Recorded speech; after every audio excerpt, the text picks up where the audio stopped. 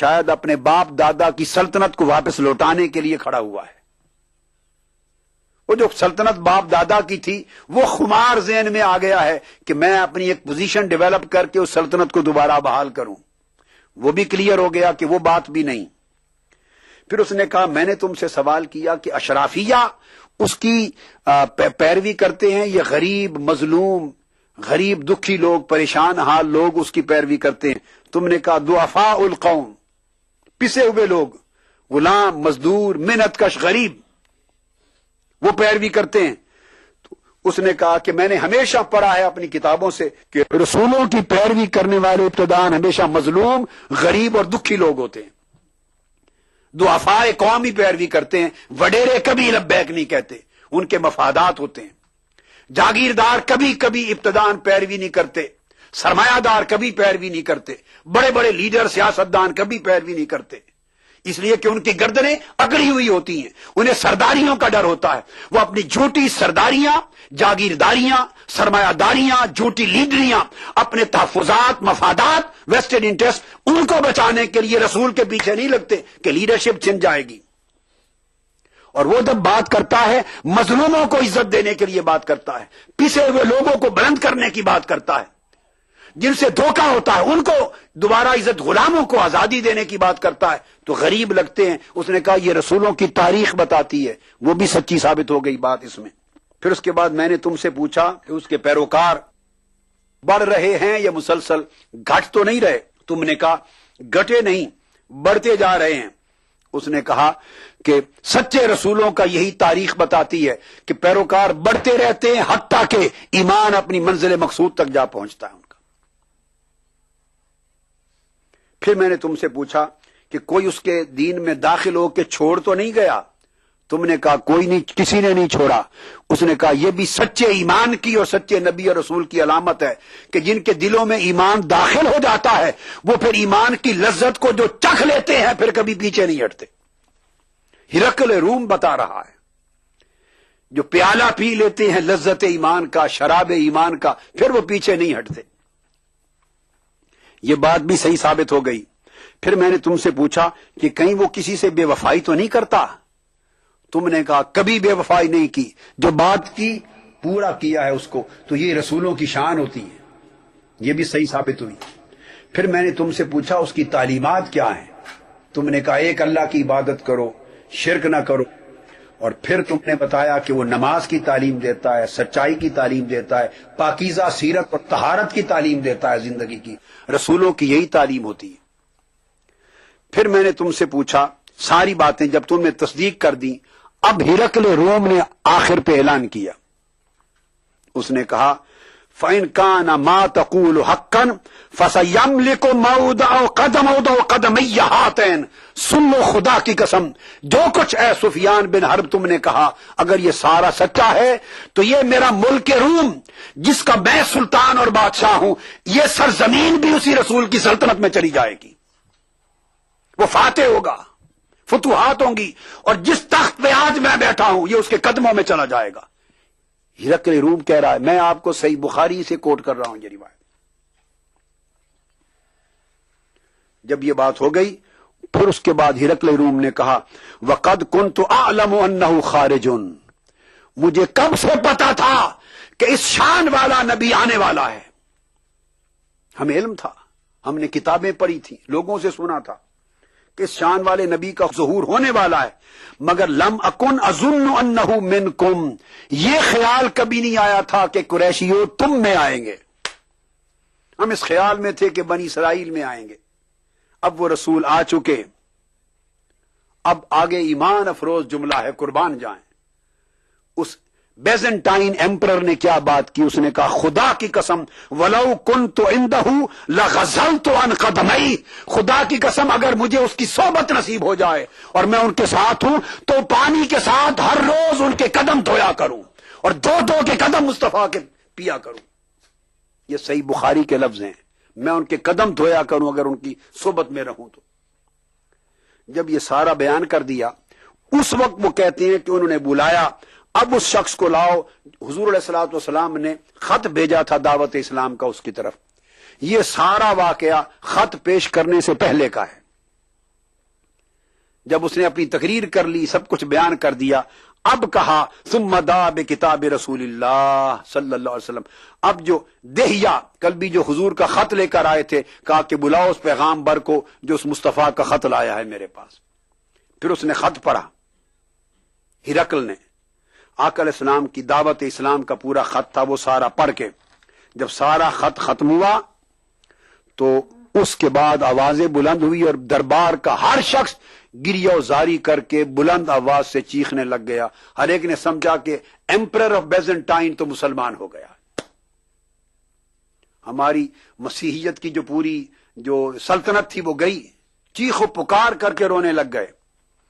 لفظ آتے ہیں کاسور عندہ الصحب وارتفعت الاصوات. اس کے دربار میں آوازیں بلند ہو گئی، چیخ و پکار ہوئی. اور سفیان بن حرب کہتے ہیں کہ میں باہر نکلا تو مجھے یقین ہو گیا انہو سیظہر حتی ادخل اللہ علیہ الاسلام.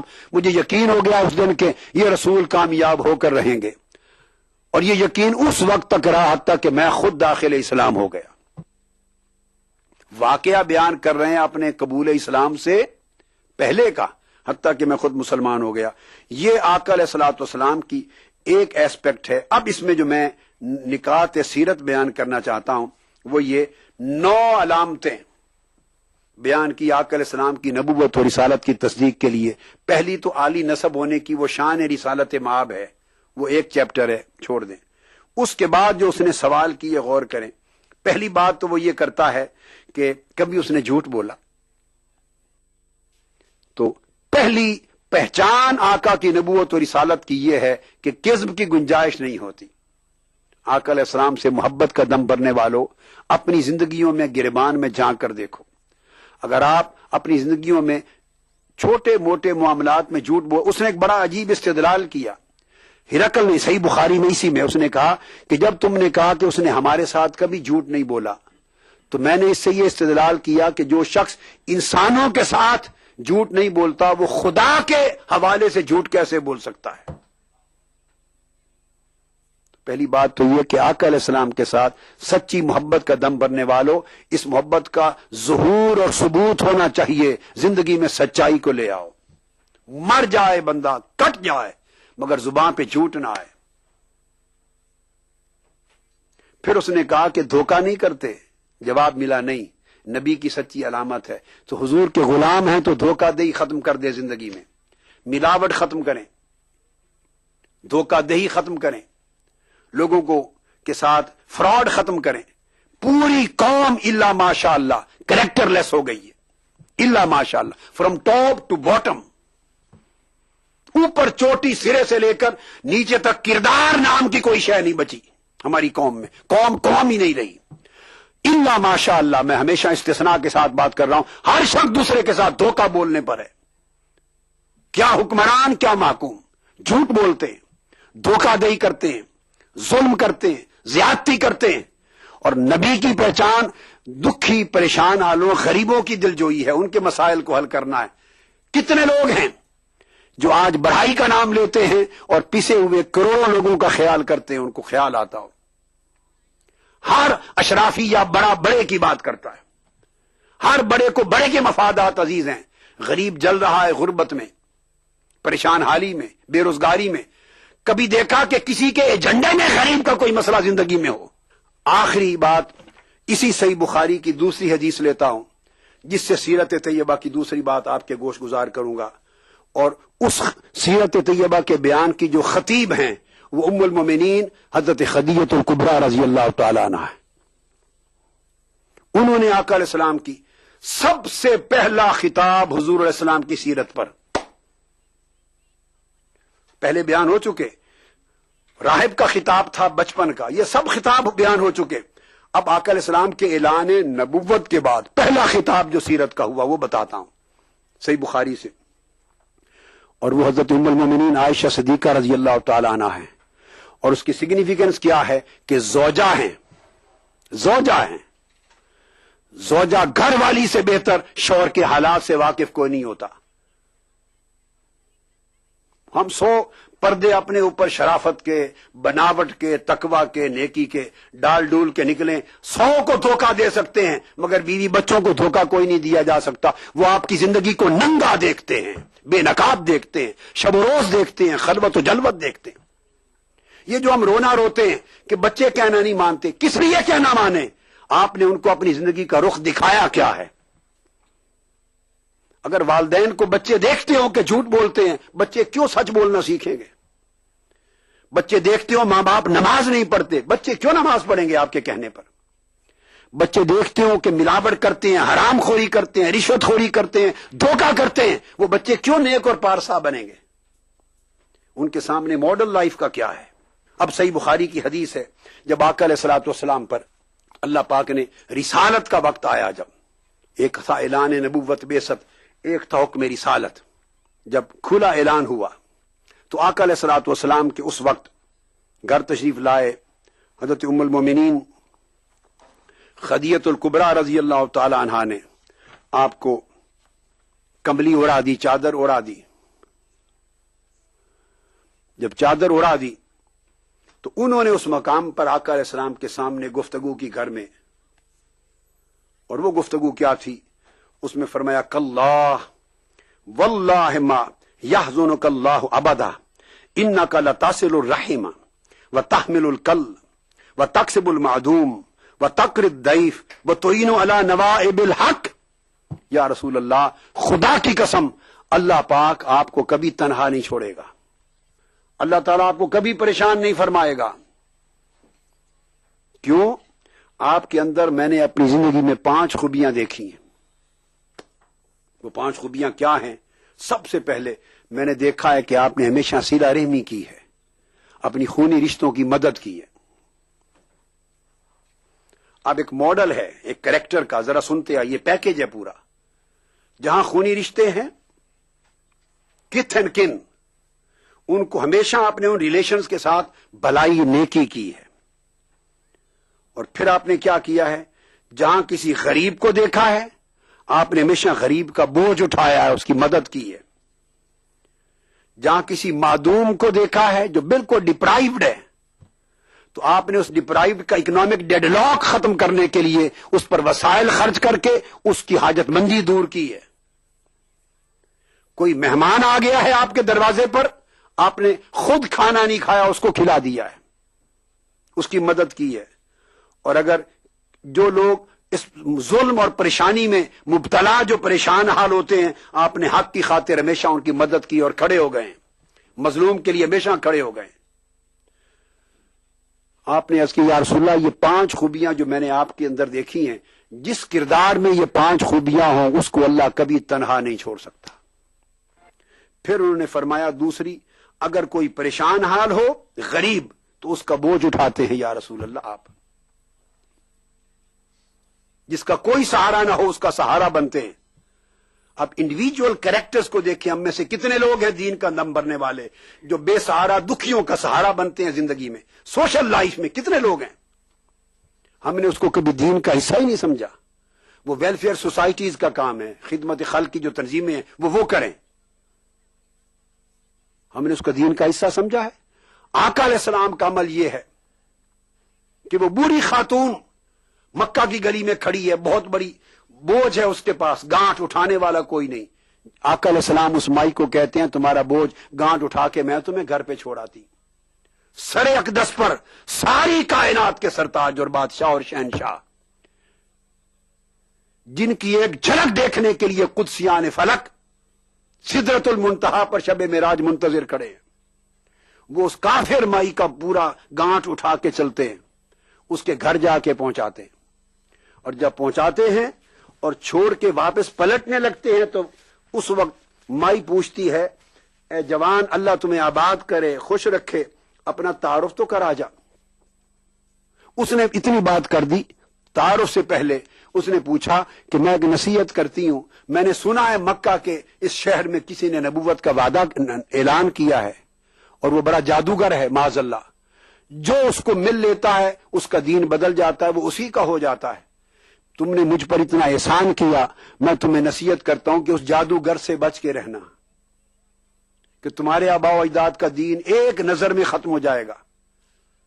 چپ کر گئے, سن لیا. چلنے لگے تو بوڑھی مائی بولی, کافرہ مائی بولی کہ مجھے جاتے ہوئے اپنا نام پتا تو بتا دو کون ہے. آقا علیہ السلام نے فرمایا, بی بی جس کو جادوگر کہہ رہی ہو وہ میں ہی ہوں. وہ قدموں پہ گر پہ کلمہ پڑھ کے مسلمان ہو گئے.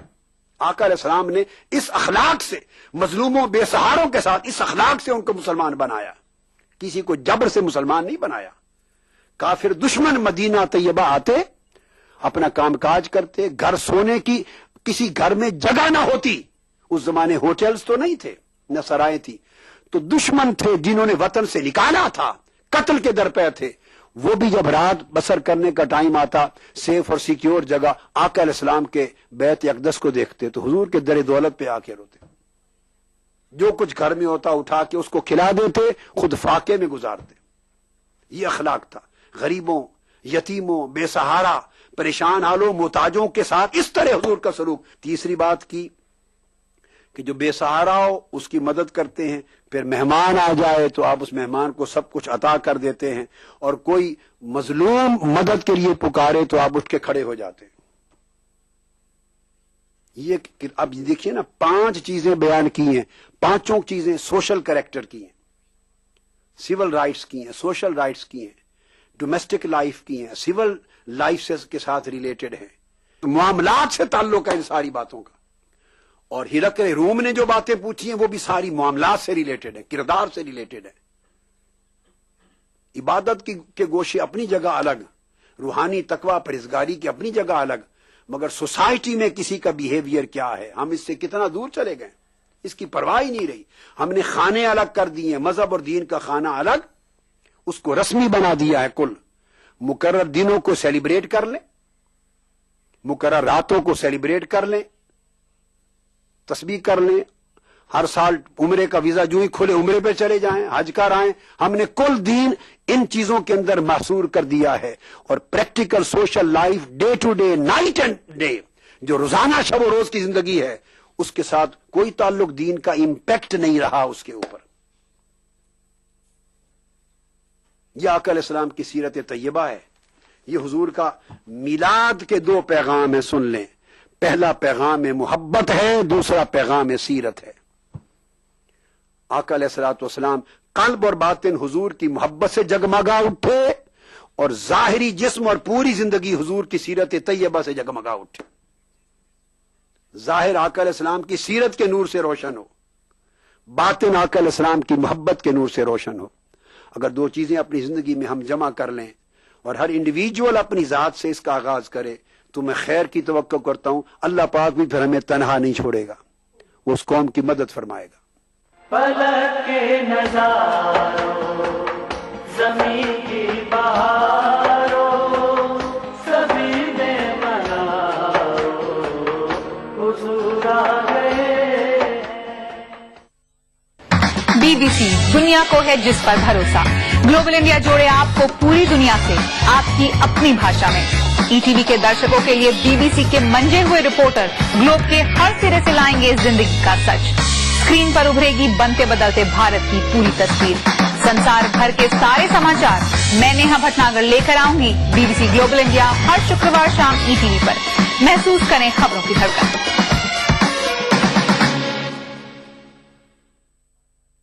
فلک کے نظاروں, زمین کی بہاروں, سبھی نے مناؤ, حضور آ گئے.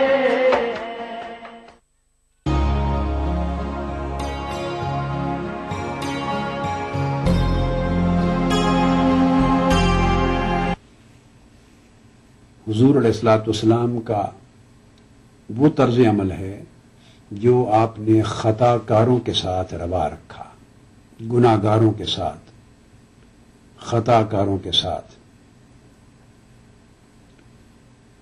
احکام شریعت کی خلاف ورزی کر بیٹھنے والوں کے ساتھ.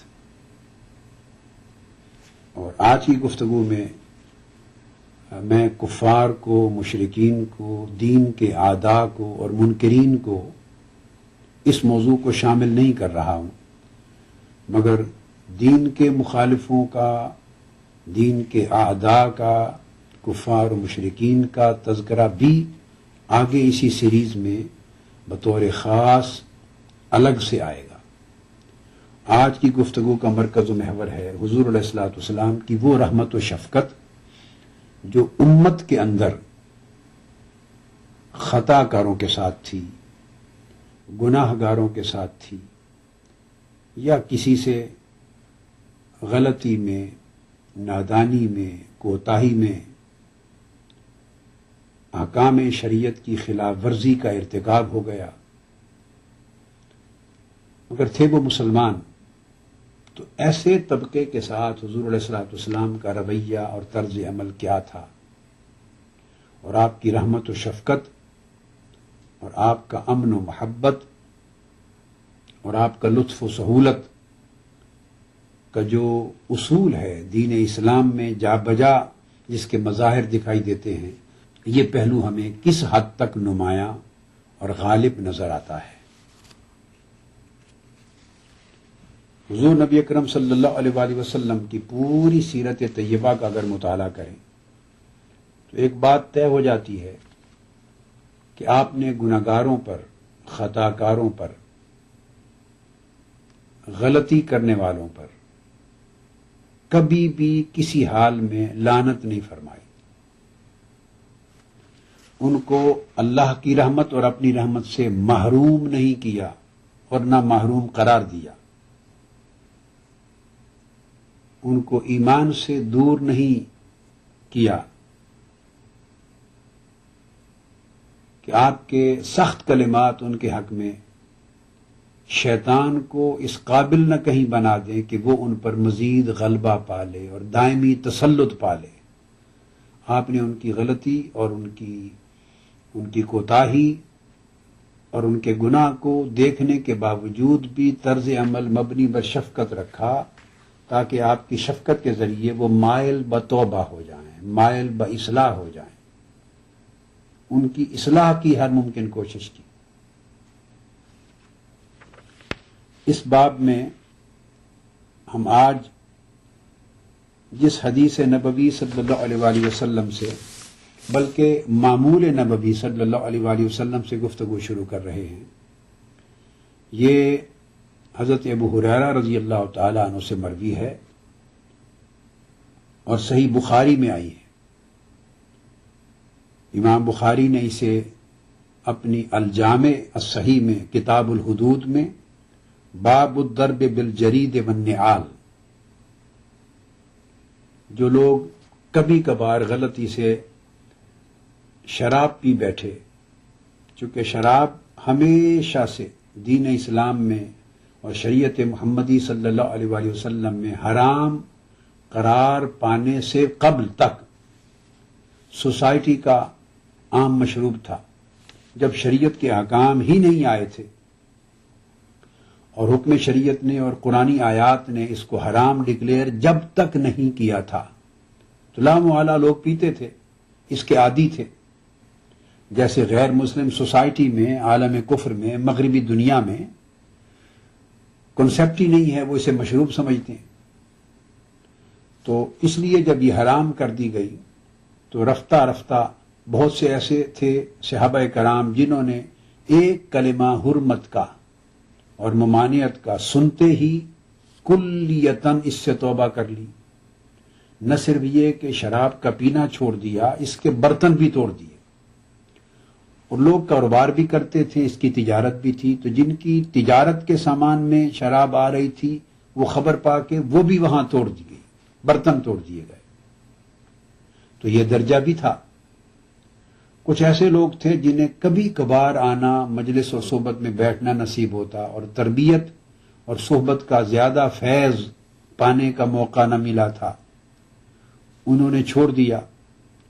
کچھ لوگوں نے چھوڑنے کا عزم کر لیا، مگر اکا دکا بار چھوڑتے چھوڑتے ان سے غلطی اور کوتاہی ہو گئی، بے خیالی میں یا کمزوری تباہ کے طور پر، اور پھر تائب ہو گئے۔ الغرض اس وقت کے مسلمانوں میں ایسا کوئی شخص نہیں بچا جو شراب کو چکھتا بھی ہو، ایک فرد بھی نہیں بچا، کلیتاً جس کو حرام کر دیا گیا اسے ہر فرد بشر نے، اس اسلامک سوسائٹی کے ہر فرد نے ٹھکرا دیا، اس کا نام و نشان بھی باقی نہ رہا۔ مگر ایسے واقعات اس پیریڈ میں ہوئے ہیں جب شراب کی حرمت کا حکم آیا تو اس کے معاً بعد تھوڑا عرصہ بعض لوگوں کو اپنی عادت ختم کرنے میں تھوڑا وقت لگا، جبکہ بہت سو نے وہیں اپنی طبیعتوں پر قابو پا کے اس کو کلیتاً خارج زندگی کر دیا۔ تو اس باب میں ابو ہریرہ رضی اللہ تعالیٰ عنہ فرماتے ہیں کہ ایک شخص، اور یہ لوگ بھی ایسے جو معروف صحابہ کرام میں سے نہیں تھے، صاف ظاہر ایک سوسائٹی ہے، ہر شخص جس نے ایک بار بھی حضور علیہ السلام کا چہرہ انور تک کر ایمان لے آیا اور ایمان کی نگاہ سے کلمہ پڑھ لیا تو وہ تو مسلمان سوسائٹی میں، اسلامک سوسائٹی میں، اسلامی معاشرے کا فرد بن گیا۔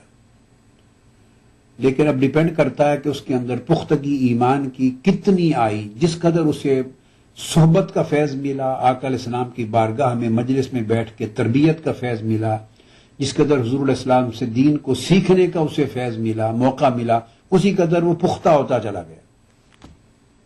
اور جسے یہ مواقع نہیں ملے اسے گریجول پروسیس میں یہ پختگی آئی۔ تو لکھا گیا، یعنی حدیث پاک میں آتا کہ کوئی ایک شخص کسی دیہات کا رہنے والا تھا، کوئی مسافر تھا، اجنبی تھا، بہر صورت وہ شراب میں دھت تھا، نشے کی حالت میں حضور علیہ السلام کے پاس لایا گیا، اور چونکہ شراب کی حرمت کا حکم آ گیا تھا تو اس کے لیے ابھی معین حد بھی حضور علیہ الصلوۃ والسلام نے مقرر نہیں فرمائی تھی، یہ بھی بعد میں مقرر ہوئی، 80 کوڑے کی حد، جو صحیح بخاری، صحیح مسلم اور دیگر کتب حدیث میں بطور حد جس کا ذکر آیا ہے، حضور علیہ السلام نے اس کا اجرا فرمایا اور خلفائے راشدین نے اس پر تسلسل سے عمل جاری رکھا۔ یہ حد بھی ابھی بعد میں مقرر کی حضور علیہ الصلوۃ والسلام نے، ابھی سمجھے ایک ٹرانزیٹری پیریڈ تھا۔ تو اس وقت اگر کوئی شراب پیتا تو اسے جوتوں کے ساتھ مار دیتے یا چھڑیوں کے ساتھ مارتے، تو اس کو ایک ضرب دی جاتی، ایک سمبولک پنشمنٹ دی جاتی، تا آ کے اس کی ایک باقاعدہ فکسڈ پنشمنٹ مقرر کر دی گئی۔ تو ابو ہریرہ رضی اللہ تعالیٰ عنہ فرماتے ہیں کہ وہ ایک نشے میں ایک شخص کو شراب پینے کے بعد لایا گیا، سو ہم نے اسے مارا، کسی نے تھپڑ مارا، کسی نے جوتا مارا، کسی نے اپنے، اس کے پاس چادر تھی کپڑا لپیٹ کر وہ مارا، کسی کے پاس چھڑی تھی وہ مارا، اس طرح کر کی ایک متفرق سی سزا تھی۔ جب اسے سزا دے دی گئی اور سزا سے فارغ ہو گیا وہ شخص اور ہم بھی فارغ ہو گئے، تو اب وہ حصہ آ رہا ہے جو خاص قابل توجہ ہے۔